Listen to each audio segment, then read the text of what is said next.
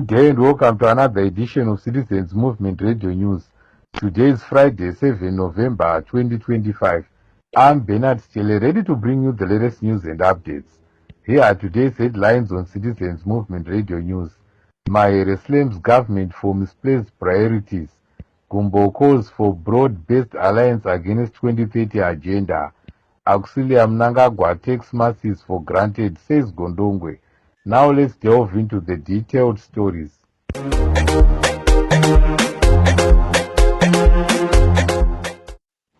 Before we go into our detailed stories, we are learning that one of the opposition leaders, Job Scala, was arrested in South Africa last night after police allegedly found explosives in a car he was using.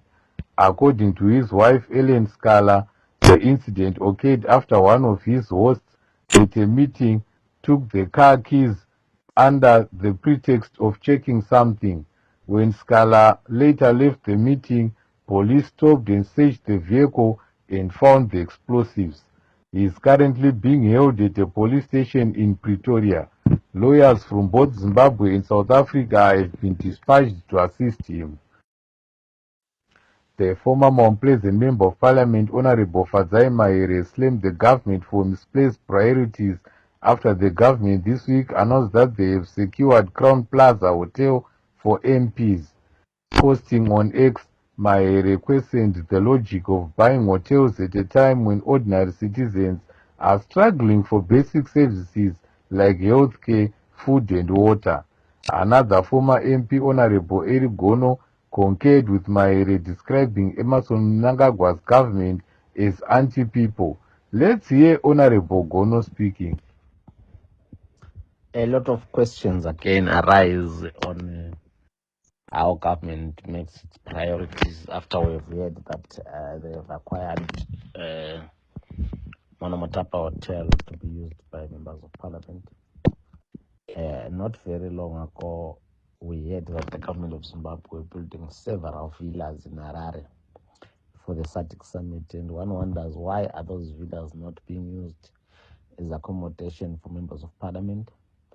While it is very important for our parliamentarians to be comfortable and be able to do their work efficiently and effectively, I think that the government is making very wrong priorities. When the new parliament building was built in Mount Upton, we believe there was talk of it having a hotel inside it where members of parliament would be accommodated. So at least the ordinary citizens of this country are suffering. Life is getting worse and worse for ordinary citizens. There is no basic things. There is no basic cancer treatment machines. There is no basic paracetamol in hospitals. We have a government that is prioritizing buying hotels. I think there is a serious lack of balance in terms of what is most important on the national budget. And it's all a result of having a government of failed politicians like Mr. Mnangagwa and his team. These people need to be retired as soon as yesterday, instead of the talk of extending their illegal stay in government. So I think that the people of Zimbabwe every day are presented with every reason to shorten the existence of this government. Harare North Member of Parliament, Honorable Agents Gumbo, said only a broad-based alliance is the way to go in order to stop Emmerson Mnangagwa from violating the constitution in pursuit of life presidency. Honorable Gumbo said citizens must unite to defend their right to choose their leaders through an election. He also said citizens must at the same time push for electoral reforms so that the country put to bed the issue of contested election outcomes. Opposition official in Mashonaland Central, Sam Gondongwe, has castigated Auxilia Mnangagwa for taking people in the province for granted by giving them crumbs from her table. Gondongwe said it is an insult for a whole first lady to give villagers a box of chicken in for a single camera moment when the very same people are wallowing in poverty. He said Auxilia's husband is directly responsible for people suffering by presiding over a corrupt system. Gondongwe said. My central, my central, my central. It is so disheartening to see that after 45 years in power, ZANU-PF comes and humiliates us by giving some of us 2 pieces of chicken and 1 potato sliced and put in a box and paraded to sing that these guys are angels. They have come to save us. Yet they are the very people that create this poverty. They create poverty amongst us so that when they come, we all ululate and sing their names. Yet this is so embarrassing that after 45 years they don't see the embarrassment of the war first lady, telling the whole nation, the whole world, that in Zimbabwe there are people who do not know a potato and 2 pieces of chicken. It is so embarrassing for Zimbabwe and for us in my central. Truly, if Zimbabwe was a good country, everyone would afford to buy a chicken and a pocket of potato and make themselves chips and chicken and eat with our families, not to wait for the first lady to come with those potatoes, 1 potato that is sliced and placed in a box, and then make some of our mothers to stand in front of a camera and start singing nonsense. This is not the time to do that. It is so embarrassing for us in my central, and ZANU-PF thinks my central is their home to display their folly, to do what they want with the province.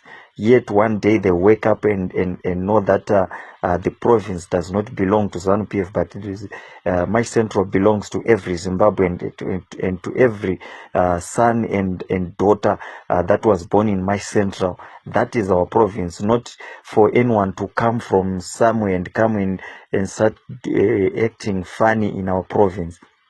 This is not good for us. It doesn't go down well with us. It embarrasses us, and it humiliates us and dehumanizes us, to show the world that we don't know a potato and 2 pieces of chicken after 45 years. That's not the way for a first lady to display us in the eyes of the world. I'm not going to tolerate that, and as a province we are not. Veteran trade unionist Robert Masaraure, who is one of the leading voices against Emmerson Mnangagwa's 2030 agenda, has urged citizens to stand up against dictatorship. Speaking after his recent visit to Sapes Trust, which was gutted by fire by suspected ZANU-PF arsonists, Masaraure challenged this generation to remove the current regime, which he said is no different to the colonial system. Masaraure said. Now, the violence at Sapes Trust reminds us of the nature of the system that we are dealing with. It's a system that was born out of colonialism, where elites who were just white by then wanted to use violence as a way to remain in power, to extract the surplus value from the hardworking black people. They wanted to accumulate, so they would want to, obviously, at the end of the day, to alienate these people from material things, to alienate them from consciousness, But look at Sapes, where there's a center for ideating. When they bomb it ahead of a press conference where people just want to share their views, their consciousness with regards to the 2030 agenda, it is a clear sign that we are now dealing with well planned violence meant to achieve certain objectives. The objective is to keep this illegitimate regime in power. The objective is to keep the masses of our people poor. The objective really is to entrench the hegemony of this ruling class. But it is up to the majority of our people to say, do they really want to remain the servants to these people? We are not lesser human beings than those in ZANU-PF. We are not lesser human beings than those in power today.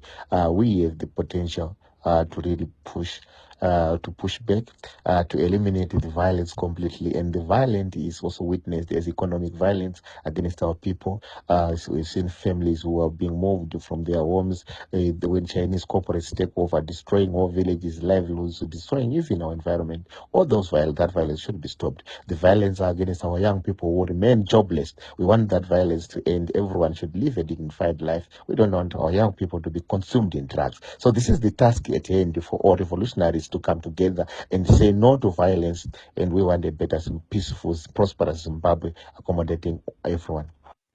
Meanwhile, ZANU-PF is forging ahead with the plot to push for the postponement of 2028 elections through legal means.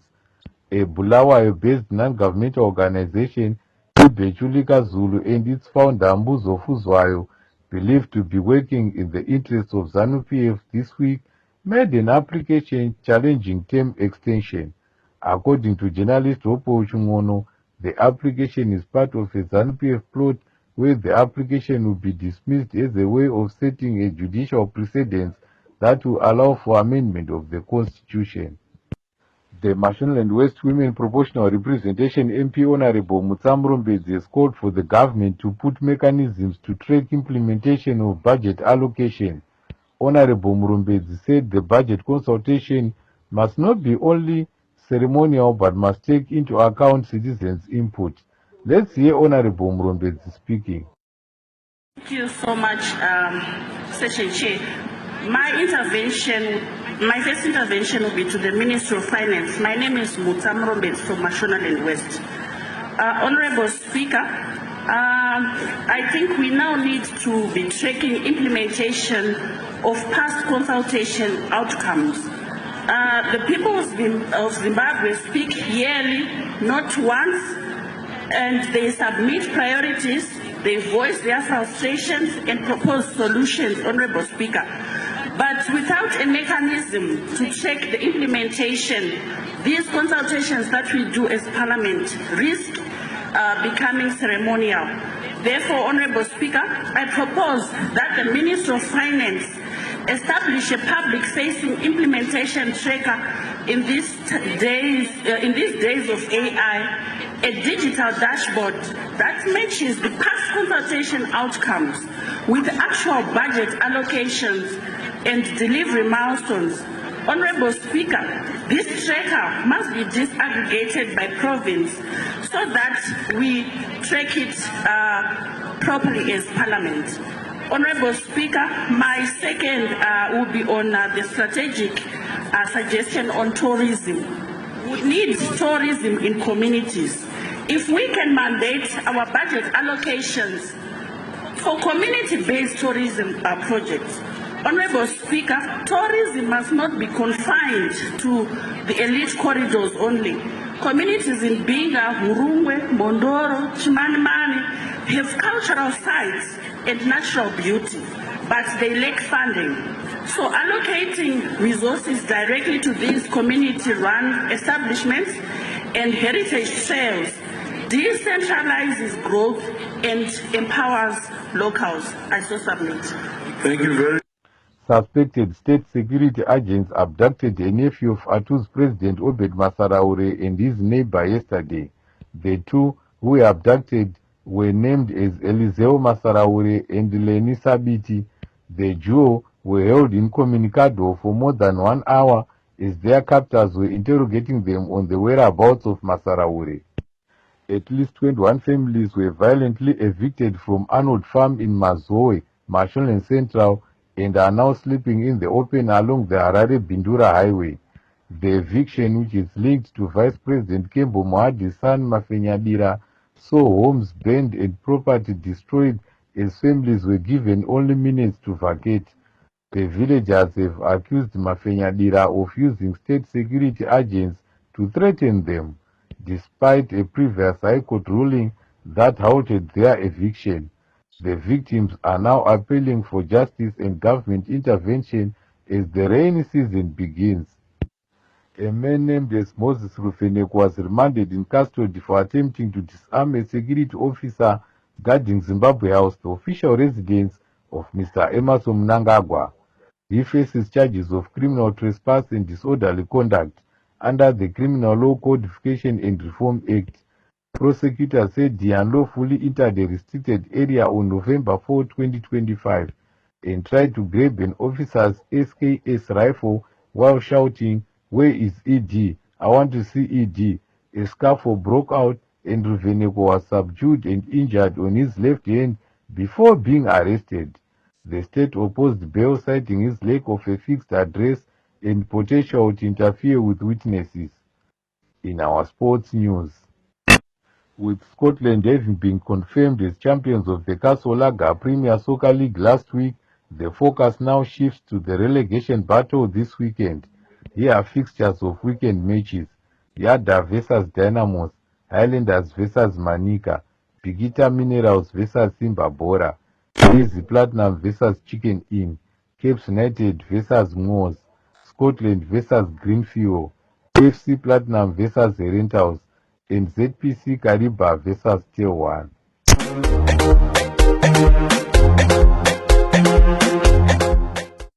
Mahere slaps government for misplaced priorities.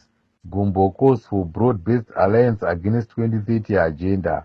Auxilia Mnangagwa takes masses for granted, says Gondongwe. The news on CMR English was brought to you by Benas Chile. Me and the whole team wishes you a wonderful weekend. Good night to you all. Meet us again another news bulletin.